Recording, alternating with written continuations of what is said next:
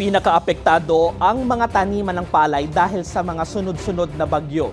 Sa gitna nito, tiniyak naman ng Department of Agriculture na hindi tataas ang presyo ng bigas sa mga pamilihan.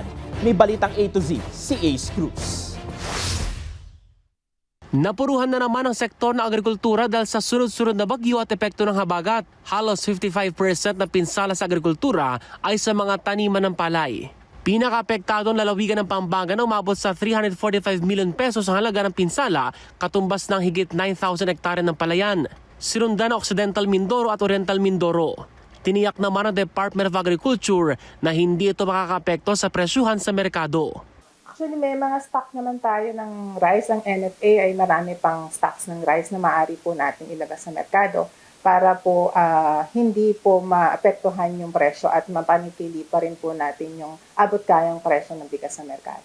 Handa naman ang tulong ng DA sa mga apektadong magsasaka, kabilang ang pamamahagi ng binhi ng palay at hanggang 25,000 pesos na pautang na maaaring bayaran sa loob ng 3 taon. Umaasang DA na malaki ang may tutulong sa mga magsasaka ng palay kung may tataas sa 25% ang taripa o yung buwis na ipinapataw sa mga imported na bigas. 15% kasi ito sa ngayon. Dahil ang daming imported kasi nga bumaba yung tariff.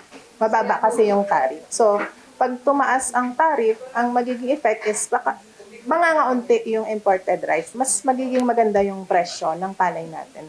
Nagpapatuloy pa rin ang pag-aaral dito ng economic managers na ayon sa ahensya ay malaki ang may tutulong sa lokal na industriya para mapataas ang farm gate price. Na-expect natin na ang magiging magandang resulta nito sa ating rice farmers ay tataas yung kanilang presyo ng palay. Pero kung ang agriculture group na Sinag ang tatanungin, marapat na ibalik sa 35% ng taripa sa imported na bigas mula sa ASEAN countries habang 50% naman sa non-ASEAN countries.